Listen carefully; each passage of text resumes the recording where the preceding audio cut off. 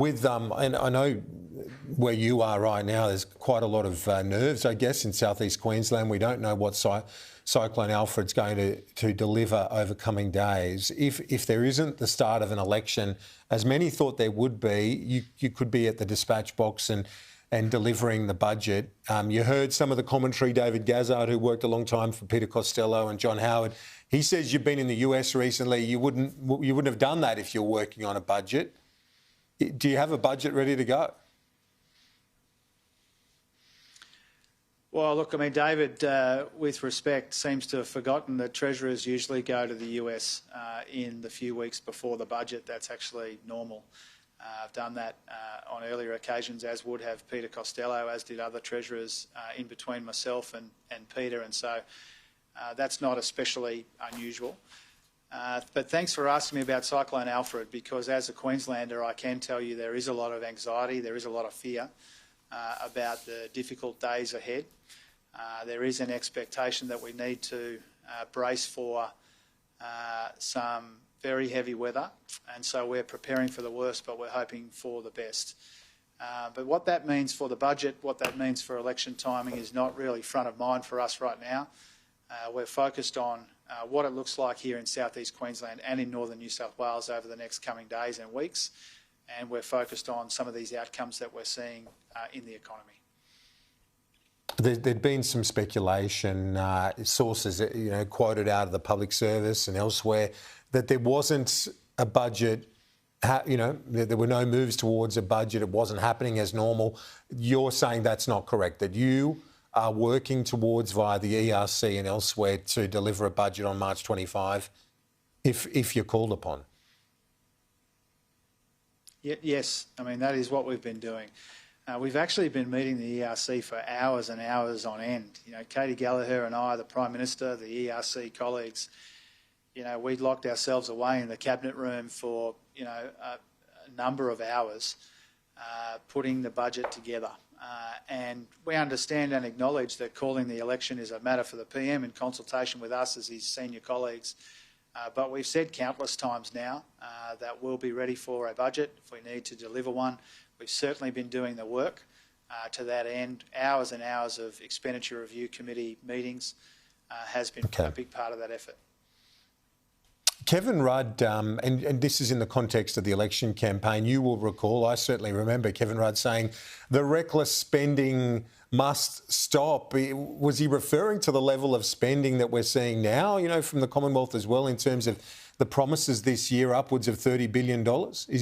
Isn't that the sort of spending he was referring to? Are you cognizant of that heading into this campaign as well? Well, I think the defining feature of this Albanese Labor government's been responsible economic management, and the way we've managed the budget's a big part of that. 2 surpluses in the first 2 years, smaller deficit this year, a $200 billion improvement, $170-odd billion less Liberal debt means savings on interest repayments. Most of the announcements that we've made since the mid-year budget update were already included in the mid-year budget update. So we'll continue to make commitments which are responsible. We've managed the budget in the most responsible way that we can. The sorts of fiscal outcomes, budget outcomes that we've seen under this Labor government would have been unrecognisable to our predecessors. So you're saying it's all sort of unavoidable spending, like aged care and that sort of thing?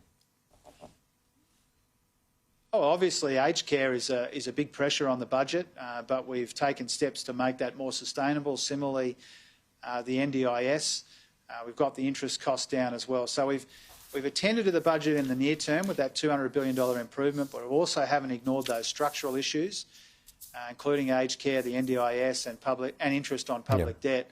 And that's because we're getting the budget in much better nick to make room for these important investments like strengthening Medicare, which is an important way that we can help take some of the pressure off household budgets. I know you've got to go. Just quickly, March 12 is when that tariff is meant to kick in. Do you know, has the Prime Minister got another call scheduled with Donald Trump? Has he tried to? I know you met with your counterpart just days ago, but has the Prime Minister sought a one-on-one with President Trump? We know what how important those personal connections are when it comes to this president. I think that's a matter for him to talk about publicly. You know, obviously we have been engaging at every level. Minister Wong, Minister Miles, myself, the Prime Minister has already had a productive conversation with President Trump.